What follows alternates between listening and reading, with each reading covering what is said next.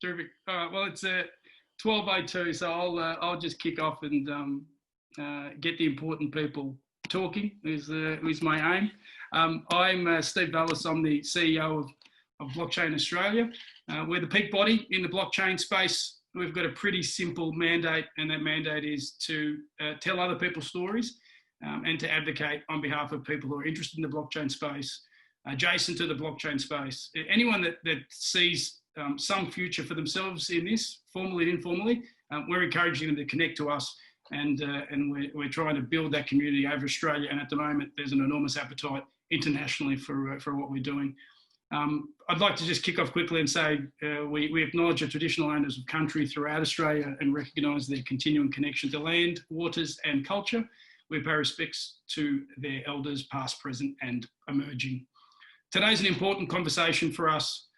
It's about communities, it's about supply chains, it's about regions. And we've partnered with the Digital Innovation Futures Festival here in Victoria because we recognise that borders really are important at the moment, but there are opportunities beyond people's borders that we think they should be more attuned to, more aware of. And that's an Australian conversation, that is a global conversation.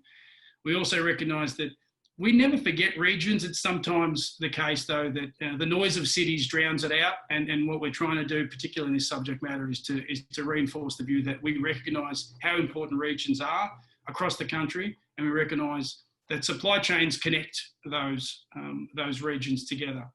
What we want you to do today is sort of give some consideration to what this subject matter means and whether or not there's any opportunity. You're going to hear from a diverse group of people who are representative of different sort of sectors, different involvement in the blockchain space, and hopefully that will trigger some thoughts and a conversation for you. I'm going to hand over to Rob Allen. Rob is the Deputy Chair at Blockchain Australia. His resume is extensive, too extensive for me to reel off. I'll let him introduce himself, but he has a very deep understanding of this sector and provenance and supply chains, and I'm very happy to hand off to him. Enjoy the session. I'll just come back at the end and say goodbye, but thank you for the support that you've shown in showing up, and thank you to Melbourne Connect again for supporting us in delivering these initiatives to the community. Thank you, Steve. Welcome everybody. Thanks for joining us. A couple of housekeeping things first. Could you keep your microphones on mute while the guests are talking?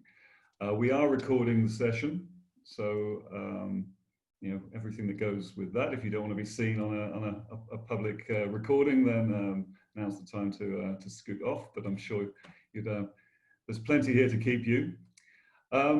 Use the chat, please. We're going to be picking all the questions up at the end of this session from chat. So if you've got any questions, then please let us know who the question's directed to and what the question is, and we'll go through those at the end. I just want to set the scene for what we're going to talk about today. At the heart of supply chain's use of blockchain are the properties of trust, integrity, authenticity. And blockchain's been with us for around 12 years now. And since quite early on, supply chain use cases have been explored as potential killer apps for the technology. Whether it's track and trace of digital twins, removal of intermediaries that add no value, data integrity, process provenance, auditability, fast tracking across borders and customs, automatic payment of duties, delivery versus payment. The list goes on and on. Trade finance as well, of course. And even on the Bitcoin blockchain, early adopters sought to explore the properties of decentralized trust, disintermediation of third parties, and transparency to improve and disrupt decades-old, sometimes centuries-old, inefficient practices and processes. With the advent of Ethereum and smart contracts, this became more possible. And along with the emergence of private enterprise blockchains like Hyperledger Fabric and consortium-led initiatives, particularly by IBM, we started to see real traction. We also saw the growth of startups focused in this space, such as Everledger and Provenance, AgriDigital, as well as Civic Ledger and Geora, who we'll be talking to the leading lights of here today. Now we're seeing real world adoption on blockchain for supply chains. We're seeing production blockchain platforms being used by some of the world's biggest companies and industries. We're seeing layer 2 solutions and protocols and next generation distributed ledgers that are optimized for supply chain use cases. We're seeing chain interoperability and hybrid private public distributed networks that bring the strengths of both of those models. We're seeing really cool things like, if blockchains aren't cool enough, we're seeing integration with Internet of Things. And we're talking about smart city futures and implementations around the world. So in Australia though, where the economy is so dependent on agricultural production and export markets, supply chain innovation is particularly important. And this is Chloe here to talk about that today as well. Of course, in these COVID times, all the norms are changing. There is much talk about the need for shortening supply chains, for reducing cross-border interactions and looking to new markets. There have been intense community increased lead times, restrictions on the movement of goods. But in fact, this is the perfect time to be pushing ahead with innovations that disrupt incumbent industries. And that's why I'm delighted to introduce not just some of the finest minds in this space, but those who are actually and actively moving the needle. So today you're going to hear from Steve Sammartino, who's an author and futurist, and has probably the best bookshelf on the screen. We've got Chloe White, who's probably everyone knows, and is from the Department of Industry, is the National Blockchain Roadmap Lead. We've got Bridie Ohlsson from Geora, CEO of Geora, and she'll tell us all about that. Al Fullerton, who's distinguished VC and advisor at AgTech Capital. And last but not least, Katrina Donaghy, who's the CEO of Civic Ledger. So I'll ask each of our guests to speak first, to introduce themselves, and then they've got some time to explore these very important and very interesting topics. First up is Steve. Steve, you have the mic. Okay. Hey, who said blockchains weren't cool? This is where all the cool kids are, tuned into this. 119 cool people in Australia, verified, okay? Straight on the chain with that one. So what I want to do today is talk a little bit about the context of where we're going with supply chains and also regional Australia. And I just want to say that I'm not someone who just talks about this stuff. When it comes to a shift in supply chains and regional, I'm the guy that eats his own dog food, or maybe I should say drinks his own champagne. I've got a 110-acre farm down in Geelong that I want to open up, literally, to people to do ag tech experiments, because I actually think that the future of Australia is learning how to export ones and zeros, right? If we can start exporting ones and zeros, you have infinite margin. And if there was ever a country that's smart enough to do it, it's us. And there's 121 people right now that know that that's the future. So let me give you a little bit of context. I've only got 10 minutes. And the context of the shift in the world is really important. I'm going to have a lofty ambition and see if I can summarize the history of human labor in just 4 words, okay? And they go like this: spear, seed, spanner, and silicon. And you can see human evolution and technology associated with those words. Obviously, hunter and gatherer, the agricultural era. The spanner is industrialization. That's the last 200, 300, 400 years. And while we call this the 4th industrial revolution, it isn't. This isn't the 4th industrial revolution. This is the first silicon revolution, because silicon, the 4th word there, is different. And it changes the context of how everything can and should be done. During industrialization, when the spanner was the tool, we all aggregated en masse to the cities because the tools of production were expensive and centralized. Silicon behaves in a different way because what it does, unlike any of the other tools which have defined humanity, is it enables the separation of labor and location for the first time in human history. And that changes everything.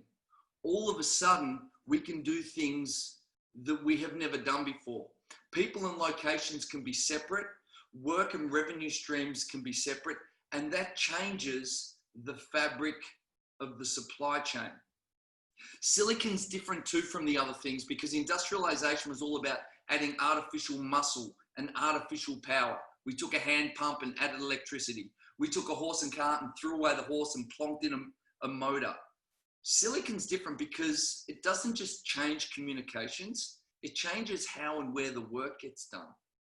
Silicon will drive our cars and our transport and fly us in drones literally to somewhere that's 200 kilometers away in 20 minutes.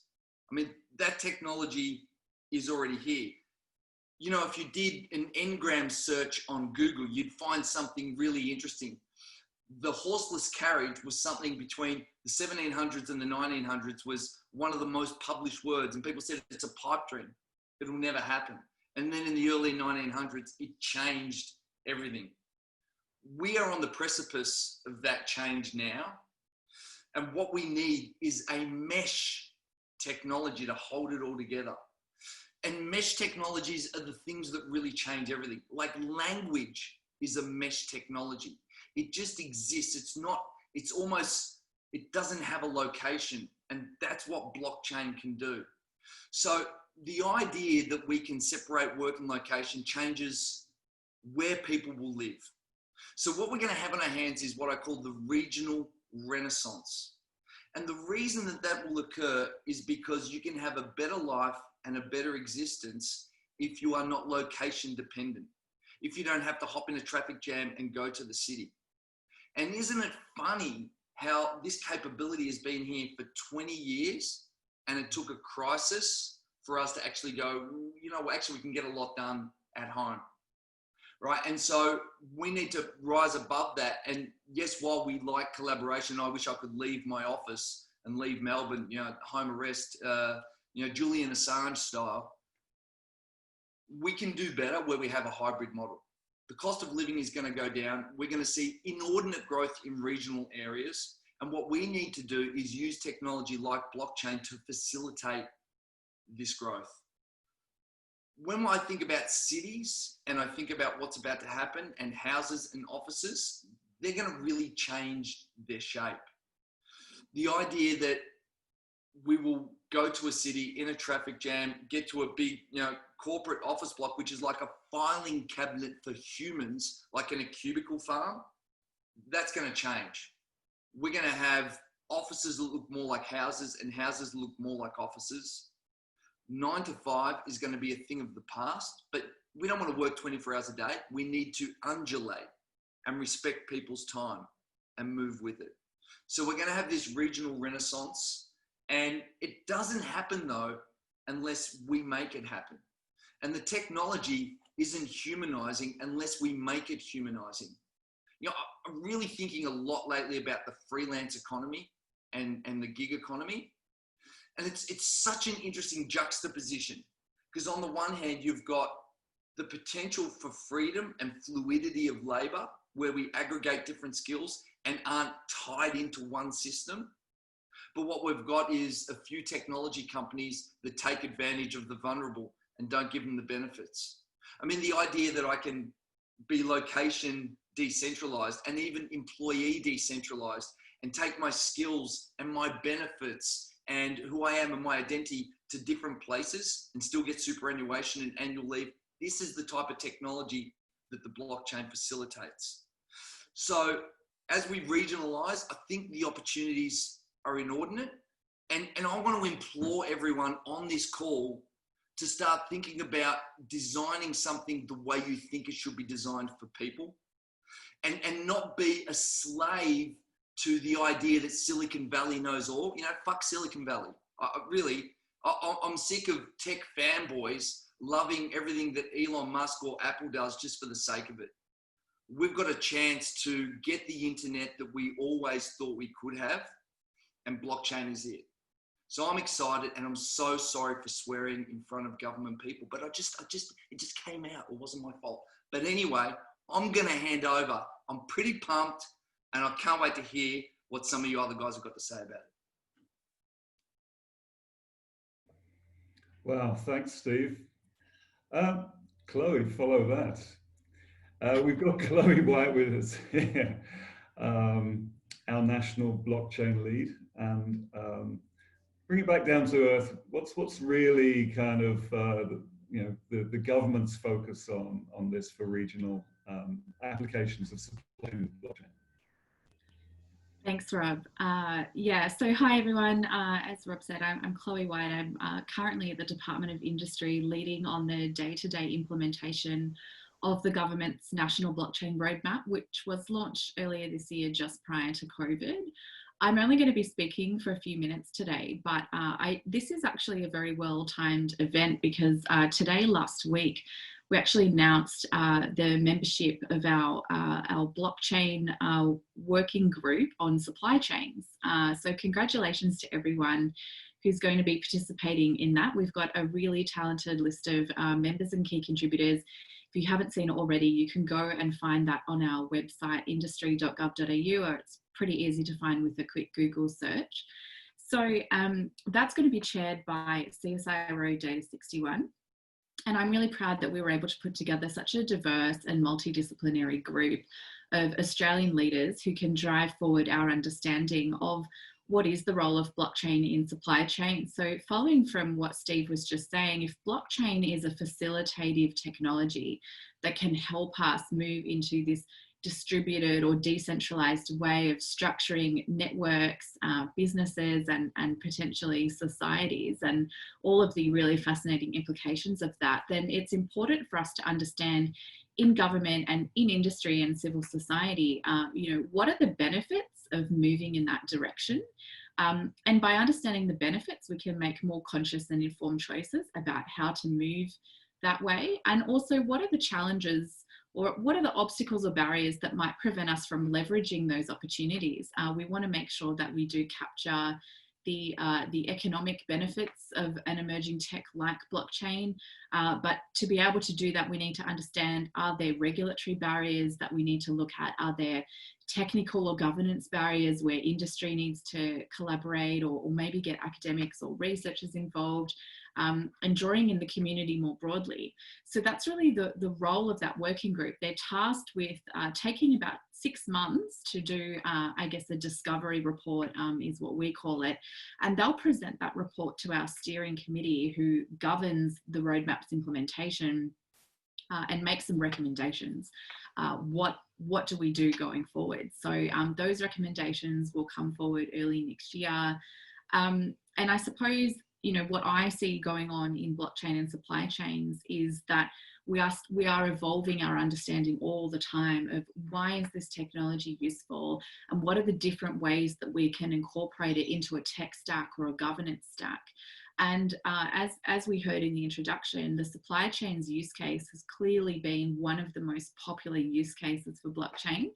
And since the COVID-19 pandemic, that's just come into even greater focus. We've seen that our supply chains are vulnerable to disruption, and they do have those weaknesses there. So, for Australia, that's very relevant, not only because in a time of crisis, we need to import medical PPE, but also we're a major exporter. We have these huge export industries like agriculture, which is the sector that the working group will be focusing on in its discovery phase, and other major export industries as well. And one way in which we have seen blockchain experimented with a lot is specifically in provenance or track and trace. Australian branded agricultural goods do have a reputation for high quality, which means that the Australian brand is a target for counterfeiting. And that does have real costs to the sector.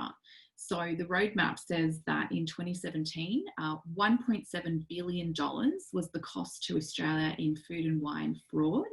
And that's just our country. Globally, it's an even bigger market, or a bigger problem that could potentially be solved. So there's a real opportunity there for suppliers of provenance solutions to come in and help drive down those losses. There are issues where we need to understand the Oracle problem, for example, what might be some solutions there. So blockchain is not a magic wand, but combined with other technologies and sound system design principles, you can get very far, and you can get beyond track and trace and provenance to look at other aspects of a supply chain or a value chain where blockchain can be really valuable. So providing assurance, for example, about businesses' identities or authenticity, facilitating more efficient interactions between the various valuating agents that operate along the supply chain. So it's not only about customer-facing applications. There is a lot else going on here to consider and to look at. So coming back to the working group, they are going to be having their first meeting on Monday. So things are moving ahead at a cracking pace, which is really pleasing to see. Anyone who's interested in following along with their work, I really encourage you to make yourself known to the committee. The names of all the committee members as well are on our website. Reach out to the working groups that you're interested in. And for people here today who are really interested in that supply chains use case, you know, go and get onto their contact list, tell them what you think. You can also get in touch with the department at digitalbusiness@industry.gov.au. So if you'd like to contact me or my team, that's the best way to get in touch with us. But I'm going to stop talking there because I'm really keen to hear what other people have to say and listen to some of those real world examples, you know, in implementing the theory that I've been talking about. And I'm really looking forward to the discussion. Thank you, Chloe. What an awesome segue into one of the people who's worked in this space for so long. So Bridie Ohlsson has been first with AgriDigital and now CEO of Geora for nearly 5 years, Bridie. So it's you've seen many things, and you've kind of survived to tell the tale. So why don't you tell it? Thanks so much, Rob. I'm really thankful to be included in today's lineup. And I know that kind of with the lack of physical events and meetups, it's almost like we're all living rurally these days. So it's really nice to be reminded of what an awesome community we have. So thanks, Steve, Blockchain Australia and DIF for pulling this together. Yeah, as Rob mentioned, I guess I've been at this junction of blockchain and agriculture for about 5 years. And I'm now heading up Geora, which is the commercial outcome of AgriDigital's pilot program. And I've had like the pleasure of speaking about this topic for those 5 years, range of locations, you know, the World Trade Organization in Geneva to community halls in Glargabone. And every time it's a real privilege to be able to share what we're doing at Geora. As Chloe just mentioned, actually, she introduced the National Blockchain Roadmap working groups, and I'm really excited to be a member of the Supply Chain Working Group and see what comes out of there. I also get to sit on the Standards Australia Blockchain Technical Committee, Smart Contracts Working Group. Well, that's a mouthful. But basically, I think that the community work here is just so fantastic, and hopefully I'm just sharing a little bit about our journey and what we do today. It becomes evident how important this network really is in helping startups like Geora actually get into production. I guess early on, as you said earlier, Rob, supply chains were heralded as the best use case for blockchain, the first killer application. And we saw, you know, it headlined back in 2017 on stage in New York at the Consensus Conference, like supply chains is where you're going to see blockchain. But really one of the key focuses for me as a startup founder over the past few years has been like looking at all these opportunities that we've all piloted and tested. How do I actually crack the product market fit? And that's what every startup wants to do. We want to build a product that really solves the problem of a defined market, and you can define your customer. And I do think that there are a few unique challenges in finding that product market fit in this particular technology space. As was completely unmissable in what Steve just presented earlier, there are some really strong ideological currents that run through blockchain technology, and people feel very passionately about, you know, the ideals of data sovereignty, zero barriers to access, and complete decentralization. And many of us from the very beginning have tried to hold really true to those ideals. However, I guess, you know, even 20 years on, there's still a fairly high technical literacy barrier for many core blockchain technologies. And so what we try and do in building a product is we reconcile those ideals with the reality of rolling out technology for agriculture. So we're playing with the world's least digitized industry here. And in trying to roll out technology that's in production, it's fit for purpose, it meets the needs of the customer, and it's accessible to the customer, can we preserve those unique values and ideals of distributed technologies? So that's really the gap that we've been really determined to fill at Geora. How do we take this highly technical based protocol and make it accessible and useful in ag? And I mean, I'm not saying that we found all the answers, but part of the answer probably harks back to what Mum always taught me, and that's compromise. She'd yell at my sisters and I. But basically, we've had to be really pragmatic in order to roll out an in-production solution. And this has meant making some compromises on decentralization in order to, you know, for example, allow your users to actually manage private keys, or compromising on radical transparency in order to meet, you know, the first hurdle of permission sharing to get industry participants on board. And at Geora, we've taken it in our own direction, as many startups are trying to do, and we built an Ethereum-based blockchain platform designed for ag. And I'm super happy to admit those compromises that we've made on the pure ideology in order to be in production. Because now, instead of pilots, we're taking the parts of the technology that offer value now and building those solutions in production as the MVP and a real solution for our customers' needs. So the reason that we do this and we make those compromises is because we see that there's current value that can be gained from applying blockchain technologies to supply chains now. And I think that we can all see this as critical, like now more than ever, to remove barriers for Aussie businesses, and in our space, particularly Aussie agribusinesses, to receive the correct value or price for their goods and participate as data-empowered agents in global markets. So I just wanted to really quickly, I guess, give two examples of the value that we see being realised in our platform, and as Rob said, in production in the market more broadly using this kind of technology.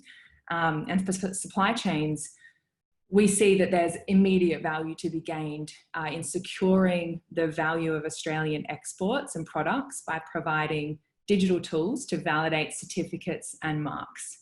So if I just wind back to the use case, at the moment, supply chain participants are investing heavily in value-adding processes throughout the growing and production and processing phases in order to maintain a certificate on their product, maybe organic, code of practice accredited for a particular industry, Australian made, fair trade, halal, sustainable sugar. There's a whole range of them.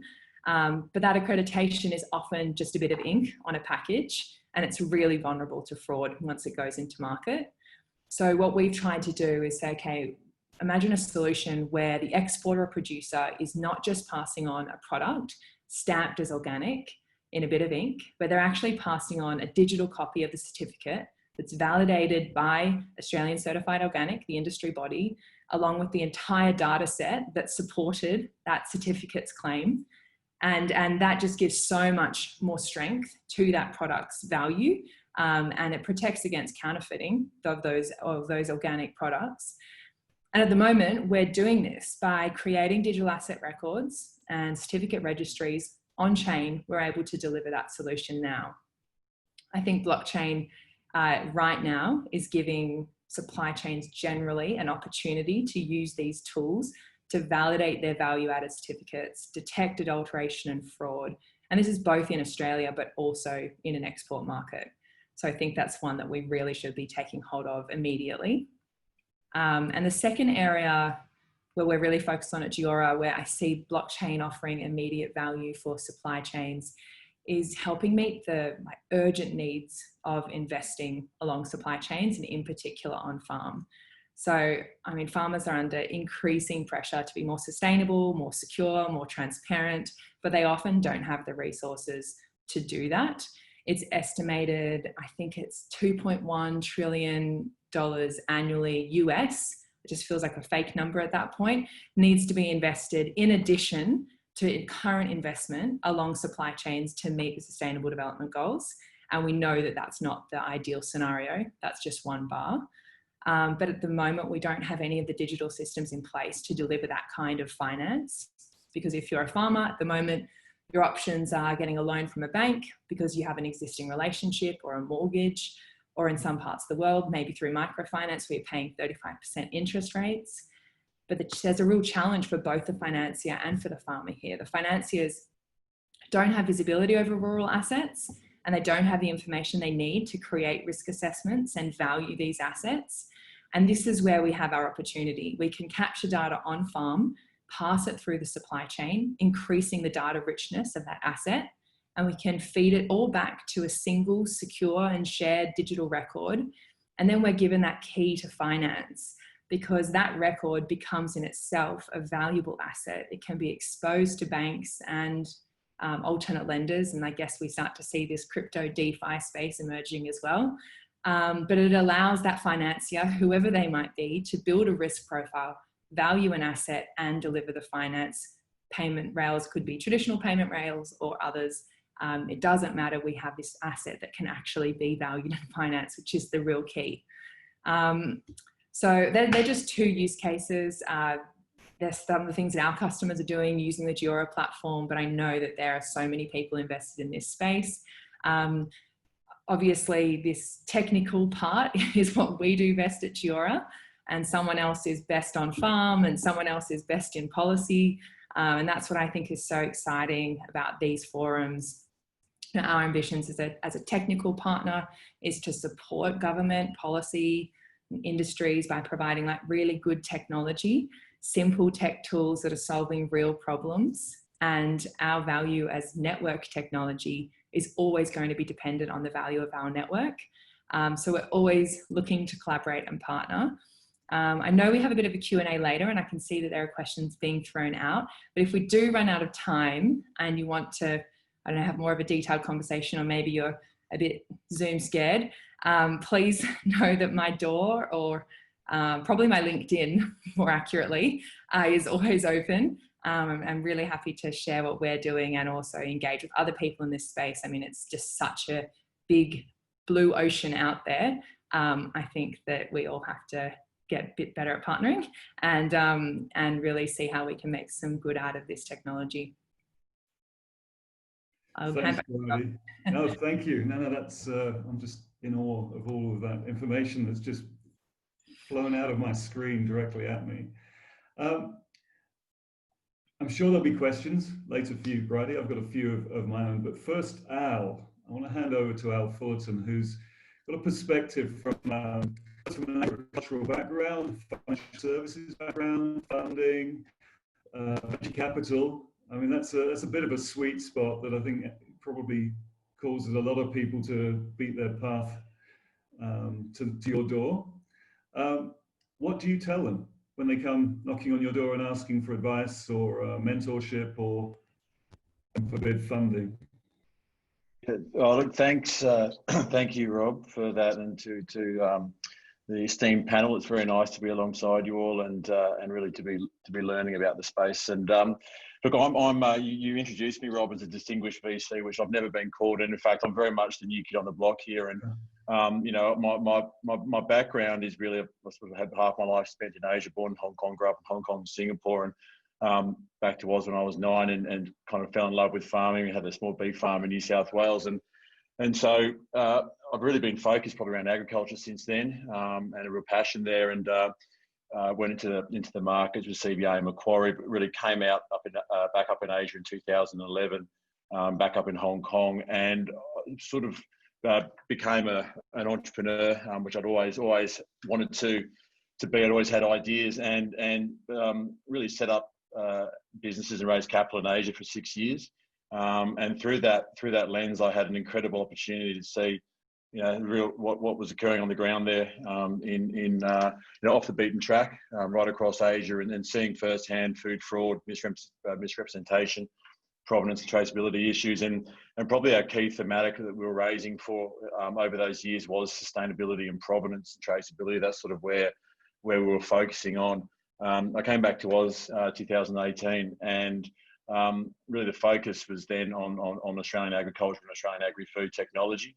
I've launched 4 weeks ago now the Australian Food and Farming Fund, and the key focus of this is to drive investment into early stage innovation in Australia, because I feel we have, and I know I'm not alone in this comment, but we have an incredible caliber innovation coming from regional areas from across Australia on the back of the innovative entrepreneurs and founders, be it from the lack of no government subsidies, a harsh climate, all these sort of reasons, and there's this sort of that real gap in the marketplace between family, friends, and angel and VC, that sort of sophisticated seed level, and I sort of socialised the thought with a few investors that I had that if we went out and ran due diligence and find deal flow in regional areas, would they invest in it? And the consensus was yes. Then we had bushfires and then COVID, so that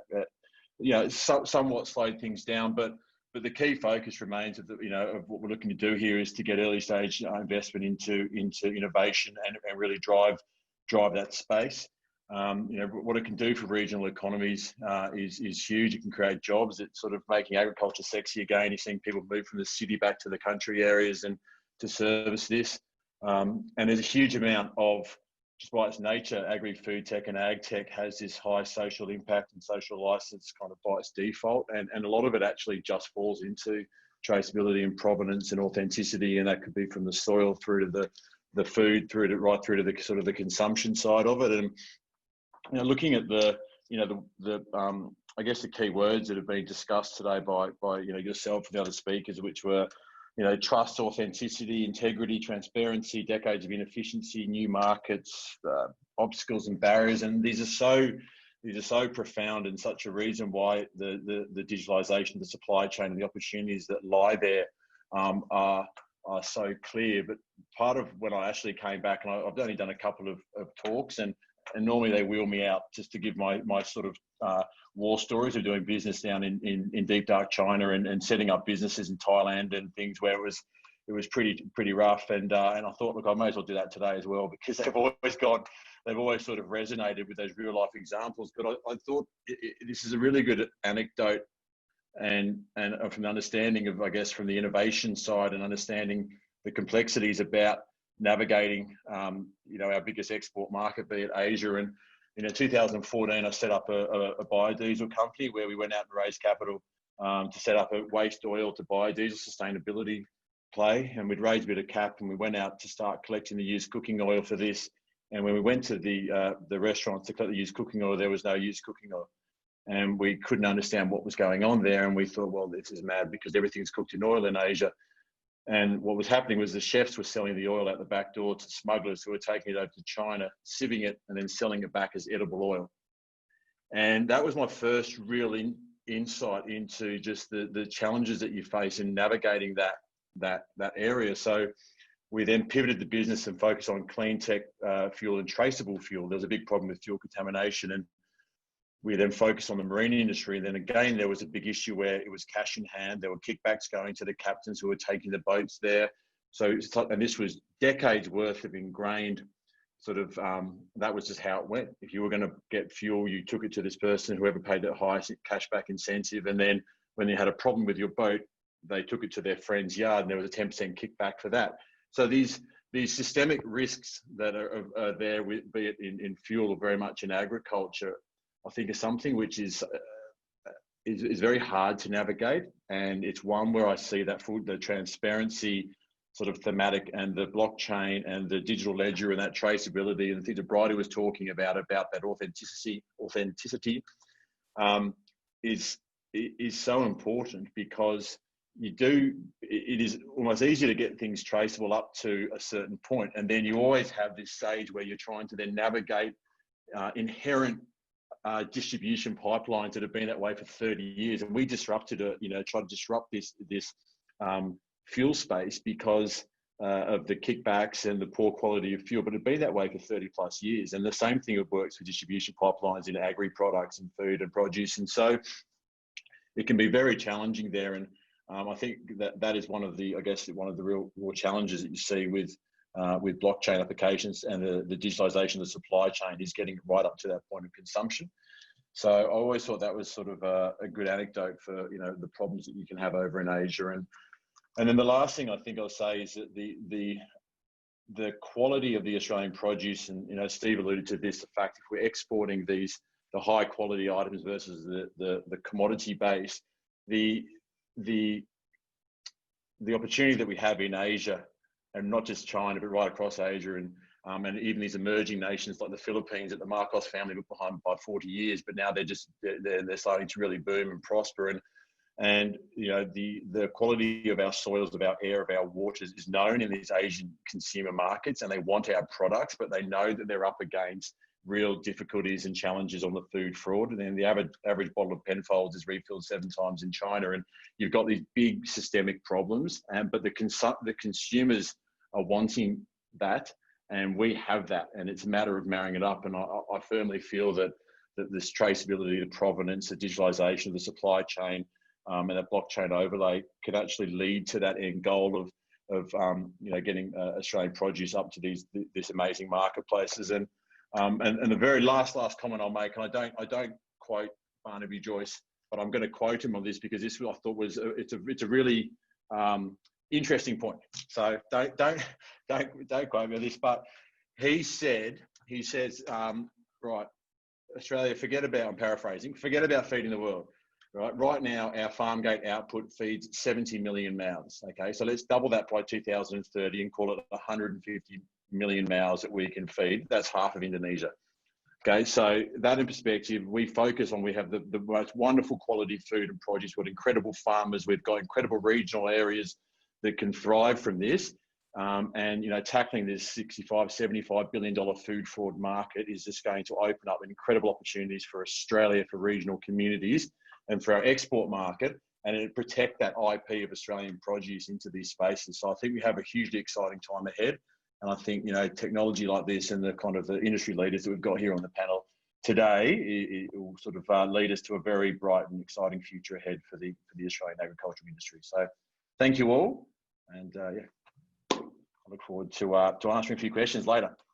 I'm sure there'll be quite a few, Al. Let me just take a quick moment here to remind everyone on the call to post your questions. We'll be picking them up from the chat. So quick reminder, direct it to the person who you want to speak, you want to pose the question to, and what the question is, and then we'll go through them at the end.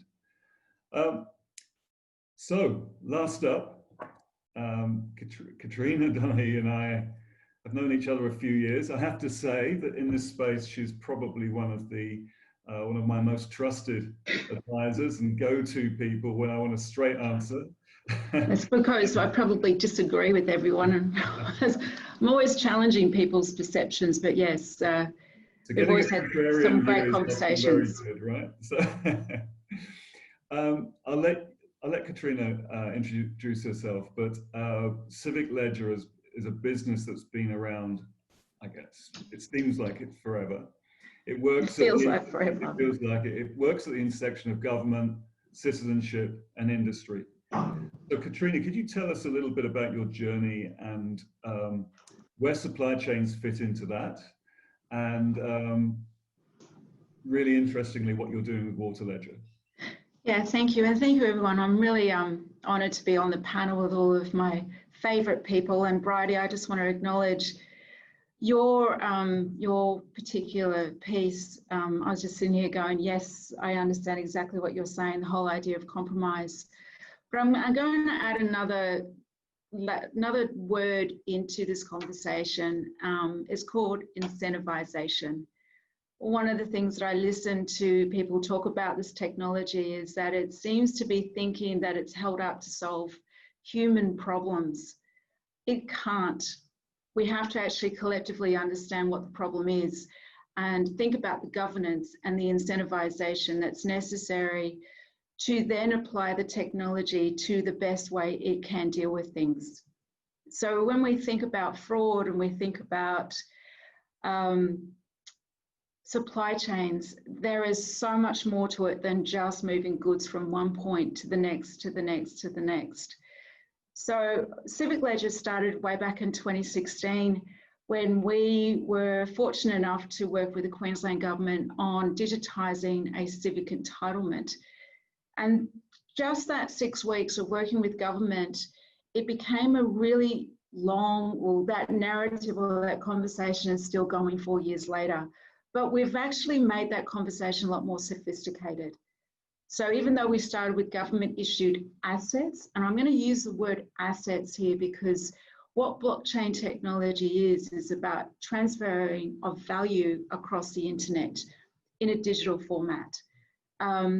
We work with government issued assets. That was the first thing that we started working for. And then we stepped into intangible assets, which is intellectual property rights.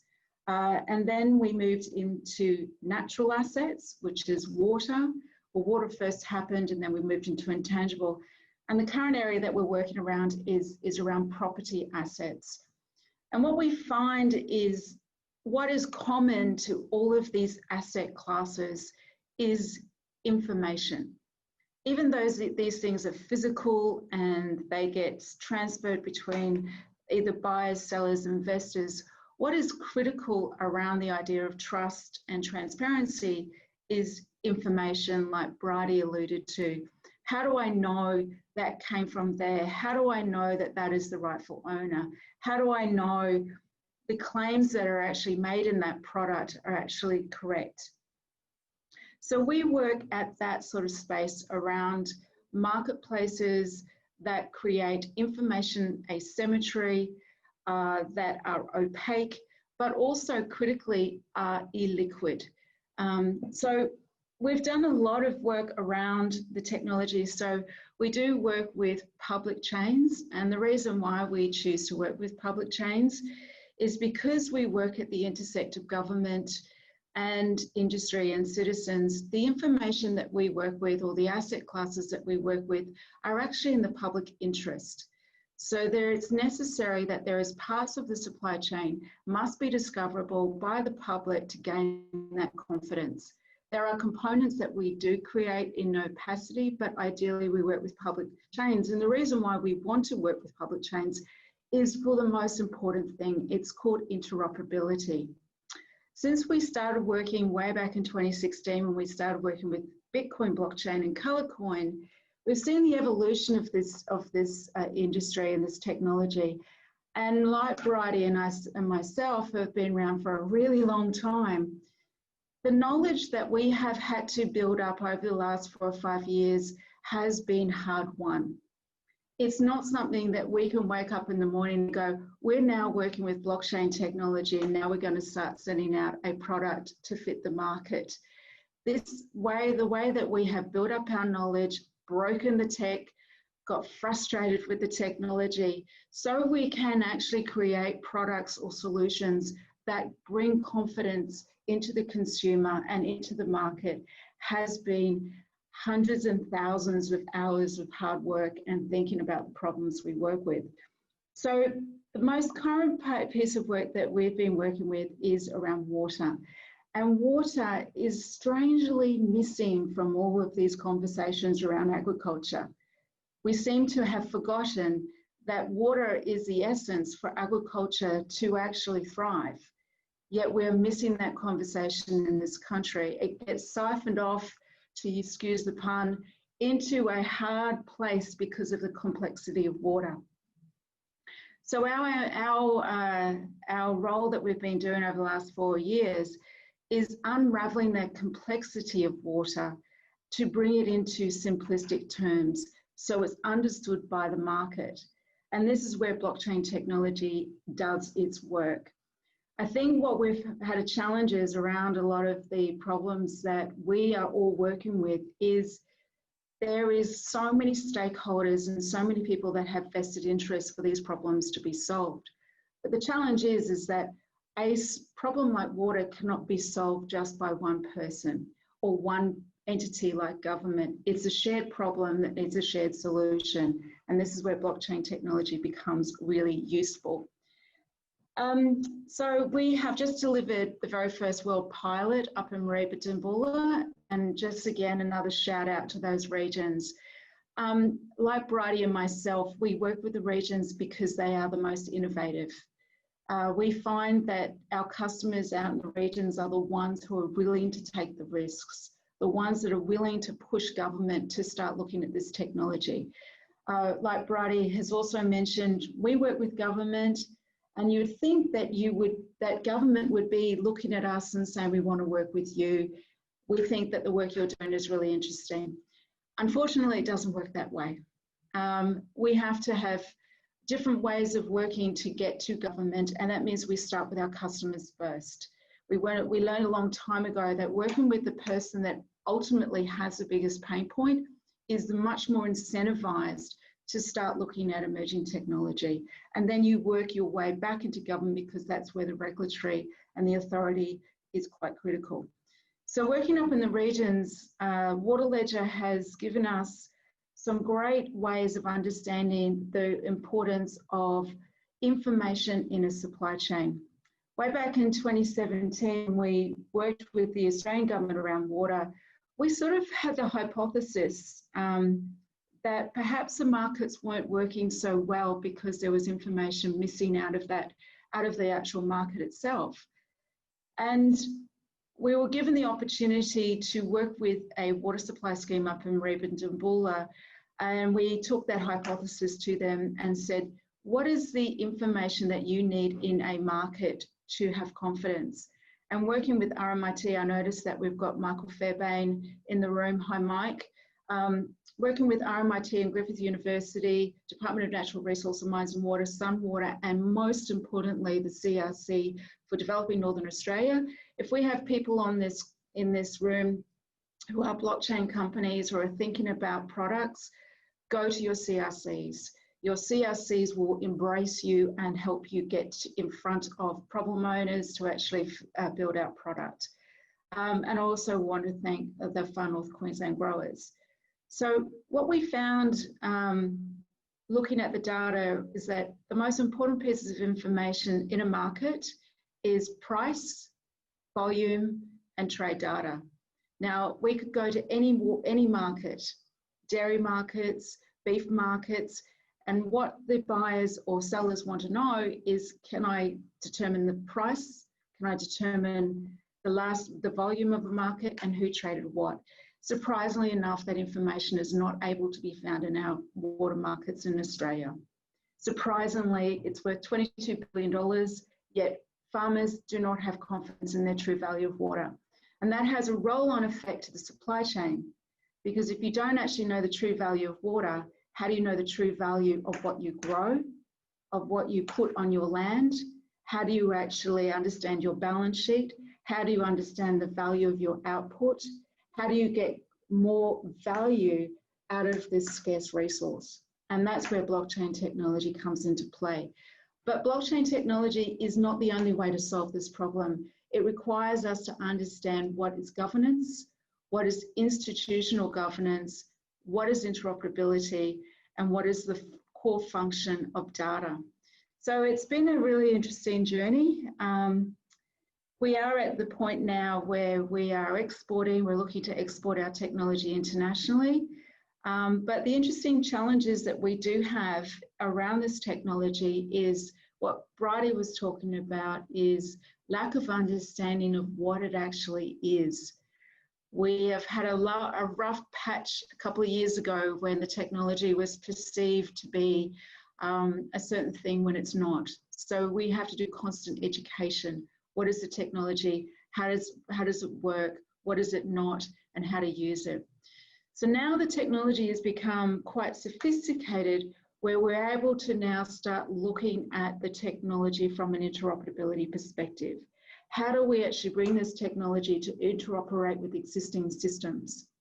And that is where we're at now as a company, and we're actually probably version 3.0, and starting to think differently about where this technology goes into different marketplaces. And I guess what we're also seeing, because of the work that Chloe has done, and everyone on this call and most of the people in this room, is that over the last few years, we've created a conversation in this country. Now we've got the National Blockchain Roadmap, which allows those working groups now to come together with a clear focus. Without the National Blockchain Roadmap, it's very difficult to get confidence by investors or industry to come forward and start working with us. So we're very grateful, which has now led to the last piece of I wanted the people on this call to know about, is some other work that's going underway, which all of us on this call are involved with. And one of the things that's critical for this industry is funding. How do we actually fund those startups? How do we actually fund ideas and resources? And if Australia wants to be a blockbuster and have blockchain technology in our future, we have to actually fund our startups and our industry and our universities. So a group of us got together about a year or so ago, us crazy kids, and we just thought that it'd be a really great idea if we think about building or putting together our own cooperative research centre and make a bid to the Australian government to build the very first ever CRC for blockchain in the trust economy. And I'm very, very pleased to let you know that we actually put that submission in. I have Kerry Roxburgh on the call, who is our founding board chair. Hi, Kerry, great to have you here. So we as an industry raised $35 million. This is the industry, these are the startups, these are the dreamers, these are the schemers. We're able to raise $35 million with the universities to put in a submission to the Australian government to raise another $25 million to put together a $60 million CRC for us to drive the innovation and push for a blockchain in this country. So we are hoping to go into the second stage in February, and then if we get through and we are successful, the CRC will be announced for opening on the 1st of October next year. This is critical for our industry because it actually supports the funding for the roadmap, but it also gives those startups and industry something to look at of that we will be best in breed around this technology, because Ethereum is only 5 years old. The Bitcoin is 12 or 11. And Bridie and I know how hard this technology is. It's still a long way to go. And the only way we can do that is if we actually collectively work together and we bring industry with us. We can't do this in a vacuum. We have to work with industry and government to actually solve problems. And also the last thing I wanted to do a massive shout out is we have the IEEE conference next year. The very first time Australia will be hosting the blockchain and cryptocurrency conference in Sydney next year. And there is a call for papers from industry to participate in that conference. So like Bridie and myself, I'm available on LinkedIn. If you have any more questions about any of the things that I've talked about, happy to continue that conversation via LinkedIn or via email.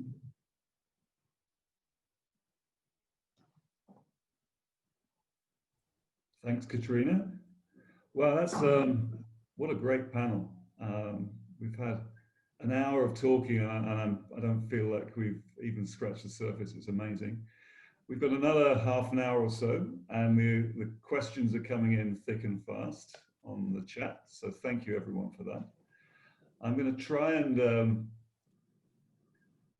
allocate them equally across the panel. So the first one I think that I've picked out is for Chloe. Do you think that the messages from Australia's mass media are helping or hindering blockchain supply chain innovation and adoption? So what's I guess the number that is, what's the perception in the wider media sphere of what we're doing and what we know to be true, but how do we get that message out in the correct way? That is a question that I think about all the time.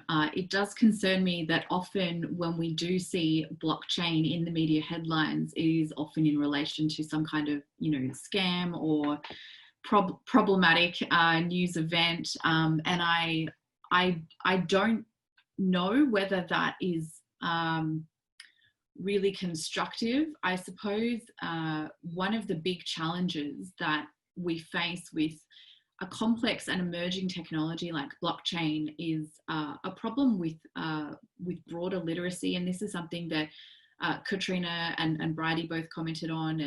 And the feedback that I hear from stakeholders in my role is that that's actually a more pressing problem for the growth of the sector than the technical skills that we need to build the solutions. Because if you don't overcome that blockchain literacy gap, then you don't have the demand side coming forward to grow out the market on the supply side, and you don't have an industry.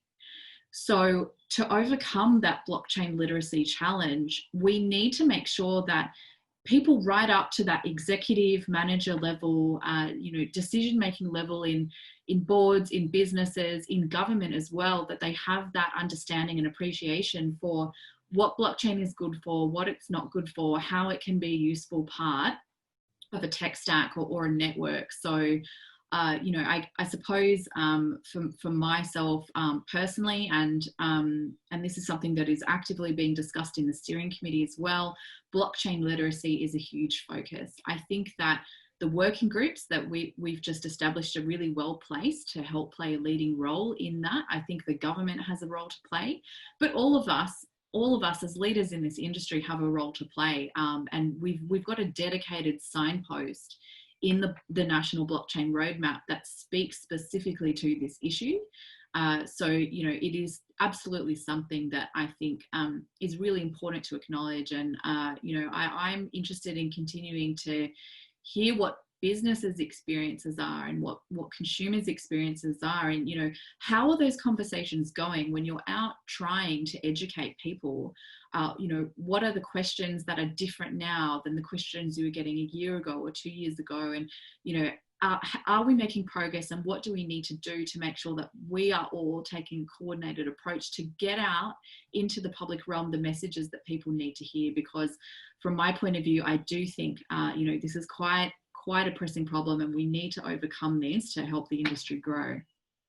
I could just add one thing to that. What you said is so important, Chloe, because the demand side understanding is one of the core challenges. Whenever we hear the word blockchain, we hear complex ideas that people who are deeply involved understand.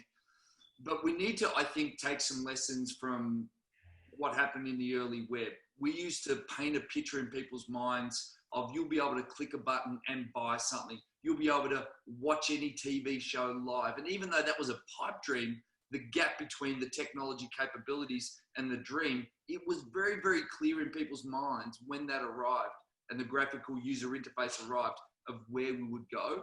So we need to go on this task of demystification of what it can be and put it in a way that people can understand it. Imagine if you have a job and anywhere you go as a gig labourer, you have all your benefits and everything taken with you.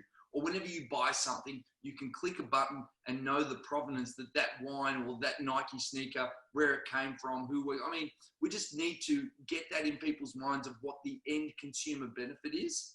And then they're going to say, wow, this is interesting, this is exciting, and that will fill out that demand side and that knowledge. So I think we've got a real demystification and PR job to do as well. That's great, thank you.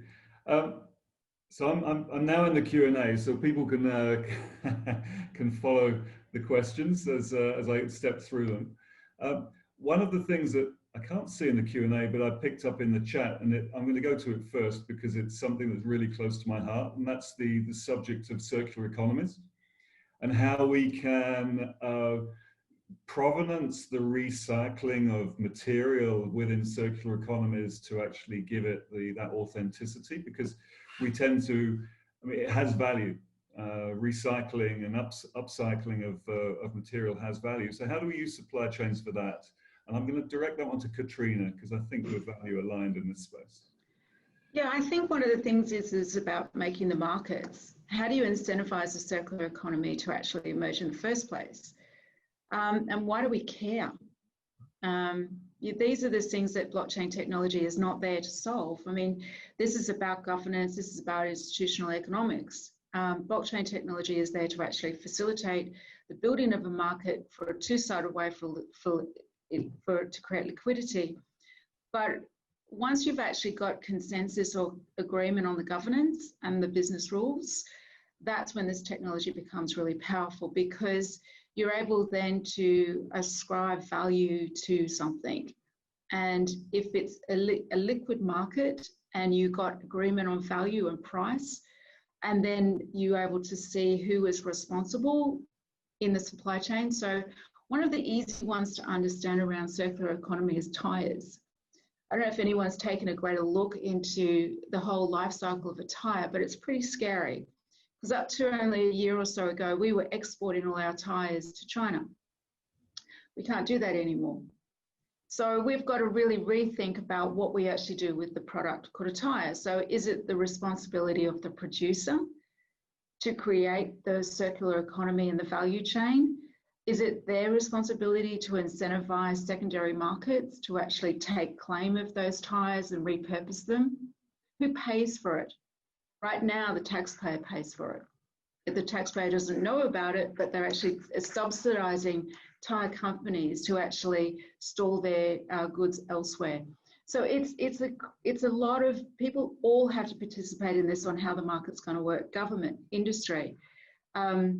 In Queensland, we've just had I don't know if we've got South Australia people on the call, but South Australia's been doing this for years. They've been recycling by incentivizing consumers to return their bottles because they get a value back for it. These are the things about markets. You've got to create incentivization, you've got to create value. Those are the questions you ask first. That's a great answer. Thanks, Katrina. I'm going to move on to a question for Bridie. This is a good one. Is the message getting through to people on the land that they need to understand or invest in technology? Or is this a waiting game? You know, is this an intergenerational thing that we have to wait for digital natives to actually pick up in due course? Thanks, Rob. I saw that one come through. I think it's a good question. I mean, there are farmers on this call, so there are definitely people on the land who are very digitally savvy. And I mean, I always say that when I speak to groups of farmers, like, look at what you're doing. It's incredibly technical. But I think one of the real challenges is when you're in ag, when you're operating a farm, you want to use technology that works. And the cost of adopting new technology, and both from like a time perspective and then also the capital, because it's often, you know, it's IoT devices, it's a kind of a whole suite of tech solutions that can be expensive, can make you a little bit more hesitant. We have practical challenges. We've had people, you know, say, "Can I use your technology? I don't have internet access." That's something that we need to think about. But I think in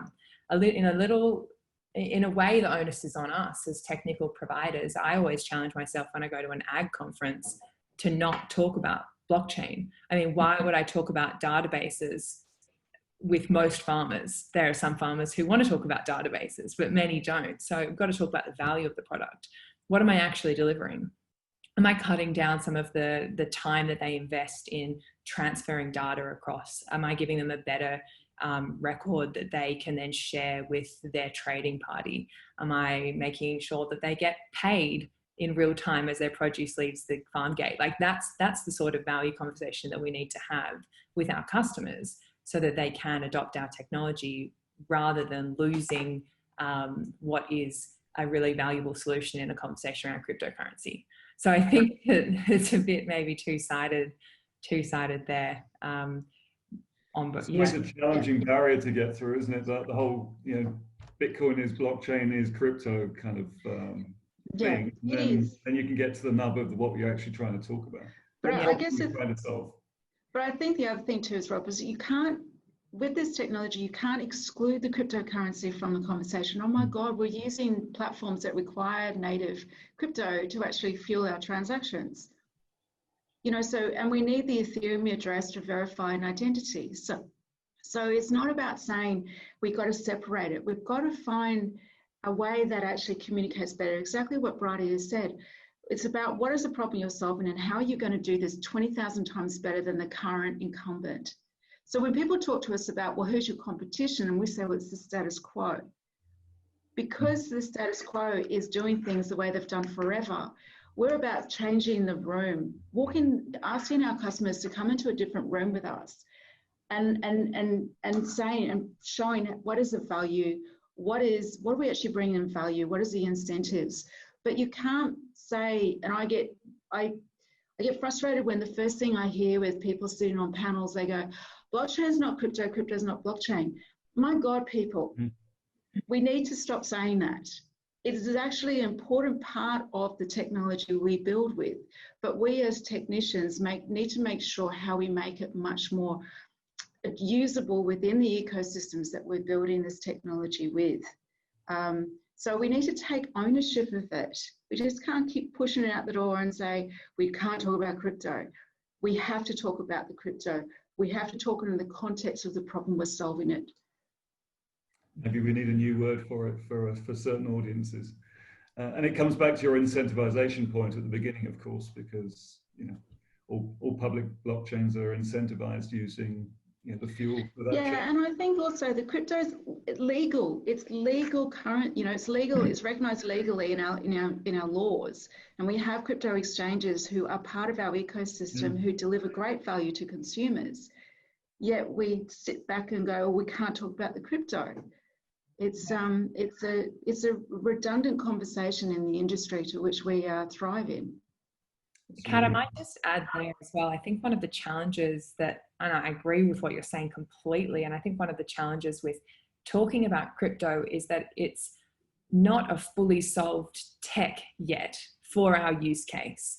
So we have cryptocurrency tokens running through our system, but the user wants to receive fiat, regular payment rates. So we haven't fully solved for their problem yet. And so we have to talk deep tech once we talk about this solution at the moment. And I'm sure absolutely. Where it's like, hey, this is your wallet, like your bank account. And you just use it and you just tap your phone and there you go, and you receive your payment, or you scan your national grower card and you receive your payment upon delivery. But at the moment, it's not fully solved. And so we're having a very technical conversation with the customer that really doesn't that's right. So we've got to co-create the solution together to say, how do we actually get to that place where, because then we have to sort of have those conversations with regulation and government to say, well, how do we actually look at payment rails in a different way? We're finally seeing the Australian government come out and claim that they're finally looking at a digital currency in Australia. This is a conversation we've been having for 5 years, and we finally going to have that conversation. So that's another piece that we have to add into our toolkit when we build out our technology. This is why we're constantly doing R&D, because everything is moving so fast, and we've got to be that custodians of that new knowledge to ensure that it goes into our products. Yeah, I think if we get into the CBDC debate, we'll end up down another rabbit hole. There's a customer angle there as well, but of course there's an investor angle. So as a startup, you need to raise funds, right? And if you're not going to kind of, raise it in an ICO type way, you've got to go to traditional investors. So you do. You've got to get the confidence of the investor, but don't forget, investors are looking for monthly return revenue. They're looking for that X factor. Now, blockchain is going to be a slow burner. So you're either in it for the longer term. If you're only in this for the short term and you want to get hit, go do an ICO. But if you want to invest in serious blockchain companies, you've got to be patient, because this is a long game. Fantastic. So Al, that's a natural segue into you. Are you seeing that as well? I mean, is it difficult to raise traditional funding for blockchain-based projects that are using crypto as kind of their underlying fuel. Is that something that is a difficult conversation for you to have with investors, with private equity, or is that just not part of the conversation? No, there hasn't been. I mean, the fund that we've just launched, which is focused in early stage innovation, we haven't had a conversation around the blockchain centric platform. It's been around provenance and traceability. So two of the companies that we're deploying capital into around traceability, around exporting packaging solutions using NFC, or end consumer scanning using a smartphone. So it's kind of technology that's or the digitalization of the supply chain versus a crypto or a blockchain play.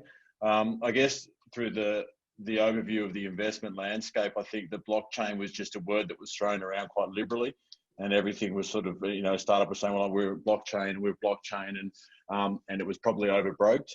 And so, then maybe the investment community didn't really quite see, and it was a bit of a overhype, and then it settled down. For us, I think, and for what we're looking at is really in that, like I said, that provenance and traceability, food security thematic that plays a role along that supply chain. And I think that, I guess that's an area which probably tailwinded by COVID has really sort of brought in the focus of the investment community, who they like the agricultural technology thematic as an investment, but it's sometimes hard to process the physical technology. And if you're in early stage, where it's, obviously there are inherent risks involved with it, then you can find the investors are balking at that stage. I guess what we're looking to try and do is to bridge the disconnect between venture capital and ag tech by kind of getting out there in the paddock and rolling our sleeves up and actually trying to help propel at that early stage and help maybe bring in some people who know the space. A lot of these conversations have been around a community around trying to build the right infrastructure around these projects, and no one can do it alone. It needs to be like a unified kind of approach. And I think that's the same for venture capital, and that approach is it's not one single company going in there. Is that there's resources like Steve and I've been talking about for 12 months through his network in Blockchain Australia that could provide a huge amount of support for early stage innovation here in Australia. And capital is one part in it, which is paramount. And I mean, I'm not a technical person. I know, but from my head, I'm just hoping to deliver capital and channel investment dollars into early stage innovation. So, in the fintech industry, it's kind of a truism that Australia is a very difficult place to raise capital, with respect to or relative to other places in the world, like Silicon Valley or London or Tel Aviv or Berlin maybe. So is the same the case in ag tech? Is Australia a good place to raise funds for within ag tech, or is it more of a regional play that you'd need to go to? I mean, I think, Bridie and other entrepreneurs who've gone through that process before had their comments on it. And I've spent most of my capital raising career in Asia, so it was different there. So we would go to family offices, high net worth individuals, sort of thematic investments. And then so it was a different landscape, yes. A comment that was made by someone once was that the investor landscape here is quite a de-risk landscape where you don't have that potential, that kind of entrepreneurial kind of innate nature that you might have in somewhere like the US or somewhere where there's maybe more of a passion, the drive and understanding. And here it's you don't quite have that same landscape, but in that same sentence from all the conversations that I've been having is that is shifting, that dynamic is shifting, and people in the investment community are getting behind Australian innovation. They are seeing the quality of it. They're starting to come together, and there's been incredible things with regional developments. There's been, Tenacious, there's been Artesian, there's been Cultivate, there's been some real, sort of ag tech centric investment people there. And so I think we're at the early stages, as is, agriculture in the digital frontier, as is blockchain in its infancy stage. I think we're at that stage now where we're at the early stages of it. And I think that, I've spoken to some US investors who are suddenly looking across going, well, you've got some incredible innovation going over there. It's quite overbroked over here. It's very challenging. Like, they're starting to look, the Asian, I had a fascinating conversation with a family office in Hong Kong last week. And the guy who's running it now was, American educated, grew up there. Their key focus is sustainability. That's what he's focusing on. His parents around the family office beforehand weren't. That was a completely different investment lens, but they want ethical investment. They want sustainability, environmental impact. So these are the guys now managing some of these big family offices in Asia, and they're looking at agriculture, agri-food tech investments in Australia as that. So it's a really exciting landscape, and you're seeing that shift. And I think that there are a lot more eyes in early stage innovation. And Bridie probably has you've been through that capital raising process, and you've sort of, you've ridden it in Australia, so you might have a comment. I was vigorously there. Okay, right. Well, that's good. Yes. I think it's really promising, like seeing things like Tenacious being Australian based and Australian money investing in ag tech, but then the same, we're based in Singapore as well, and there I hear constant appetite for Asian investors to invest in Australian ag tech. I think that we have an amazing, I'm totally biased, but I think we have an amazing Aussie ag tech ecosystem, and we kind of punch above our weight globally in what we deliver in terms of real products. So that's, I just like listening to you say that, Al. Well, you said it far more articulately than I did, so thank you, Bridie. I've got a question for Steve off the list here. Is Australia a better place than other countries to take advantage of the shift to regions? Or do you think the infrastructure of other countries that may have smaller geographies, which let's face it is most of them in the world, gives them an advantage? It's a really good question. I'll start off by just going back to hardcore nerd economics. There's only three things. There's land, labour and capital. We've got more land than nearly anyone. And there's two phases in economics. There's efficiency phases and build-out phases. We're lucky that we get 2 for 1. This is a phase where we can use this technology to create new efficiencies, but we also get to build out the new infrastructure to support those efficiencies. So the potential economic growth of us actually having maybe underdeveloped rural areas gives us a massive advantage. I mean, we've got more of an asset base to do it. All we need is the will to make it possible. So I think it actually gives us a huge advantage. Great. And so following up with Chloe then, is Australia doing enough? Are we able to, and are we minded enough to kind of capitalize on all those opportunities that Steve suggested that we have? There's a lot that needs to come together for us to make sure that we don't miss on these opportunities. So, as Steve was just presenting there with his economic model, we need people, we need investment, and I think, one question that comes up a lot is, what is the role for government to play? That's something that I get asked from time to time. And, I think it's important as well to be clear that it's not the role of government to tell people you need to use X technology or, you need to do this and that. I don't regard myself as an economic planner, and I don't think that that's appropriate. It's up to the market to undertake R&D and work, on innovative trial and error projects to discover where value lies. But obviously businesses do look to government for signals and for incentives. And so, this is something that Katrina was talking about before as well. And I definitely agree. I think that's why we've got programs in place like the R&D tax offset and the business research and innovation initiative and those kind of things that people would be familiar with. And obviously now we've got the national blockchain roadmap. So what the roadmap is not saying is that everyone should go out and do everything on a blockchain. But what we're interested in is actually, are there information gaps or asymmetries that need to be resolved? And government, I think, through the roadmap is saying that to the extent that those gaps exist, then, people aren't understanding what blockchain is, what it is and isn't good for. And so then the market can't make that informed assessment about where the value lies. And so, that's why we've got these working groups that we're setting up and we're doing the work that we're doing, to play that role of facilitator and coordinator, and that's how we'll discover as broader concentric circles of people come and discover this technology. Like Bridie was saying, they'll value it for different reasons, and beauty is in the eye of the beholder when it comes to blockchain. I really believe that. So we've all got our favorite, pet projects and cryptocurrencies, and I couldn't agree more. We need to make sure that it's not a dirty word to talk about digital assets and those kind of things. I'm very supportive of that too. So look, it's not for me to tell industry what to do. Is industry doing enough? you know, I think that what it really comes down to is, you know, from my position as someone who's leading the roadmap day to day, we invite businesses to come and partner with us. And if that's something that business sees as being mutually beneficial, you know, we've now got some architecture in place to collaborate and work together. So, you know, that's it from me today, Rob. Yeah, thanks, Chloe. Well said, Chloe. Well said. Rob, I'm going to jump in, Rob, and I'll tell you why. I love the adage that you should leave them wanting more. We are plenty of questions are left unanswered. Yeah, we're nearly 90 minutes into this conversation, and the truth is there are many unanswered questions, and this is a challenge now for everybody that's still on the call. We've held 90% of people.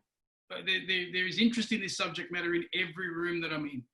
The happy thing yesterday, I spoke to some people. I said, I no longer have to ask people to be interested. That was what I spent 3 years doing. People are interested. So it's incumbent on those who are interested to drive this conversation aggressively into every room. You know, I deal with Chloe a lot, and when most of our conversation relates to one thing. We're not telling people what winner they should choose. We're asking people to nominate themselves as winners in this space. That's what we're trying to do. I'm agnostic in that sense. I'm supporting people. I'm not supporting technologies. So the aim here is to do exactly that. All of the unanswered questions, the people that have spoken today that have been very lucky to have here, who are committed to this industry, are open to your conversation. So we encourage you to chase those people down. They will respond to you. They've been in this space for a while, and you can see the level of enthusiasm is growing, not diminishing. Rob, thanks for being in charge today and controlling this entire process. It's been very well run. I've enjoyed it a lot. I'm interested in the subject matter and the people who are talking here. You know, Blockchain Australia is trying to connect people. That is the aim. We're a membership organisation. I can tell you, good or bad. You know, our success is based on people becoming members and involving themselves in this ecosystem. There is no big bucket of money sitting behind me either. You know, you can talk to me any day of the week, any month of the year. Rob will attest to this because I said to him in the role that I've taken on recently, I'm challenging everyone. I'll talk about this if you want to talk about it. So, you know, as an organisation, we're trying to put your best case forward. And that's important. The Victorian government was supportive of this event, the DIF Festival, the Digital Innovation Futures event for them. That's great. Melbourne University, Melbourne Connect, Heath Evans, who's also sitting behind here, who's controlled it. You know, they are moving quickly, which is what I think we need to do in this ecosystem at the moment. So we're really grateful for the time you've all committed. Questions are unanswered. Ask them, seek each other out. Very grateful for all the time that everyone has committed. And thank you so much to all the speakers who committed their time. Anything I can do to spend more time with these people, I will do. So thank you, Bridie. Thank you, Katrina. Thank you, Steve. Thank you, Al. And thanks everyone for being a part of this today. Bye, everyone. See you on the internet. Bye.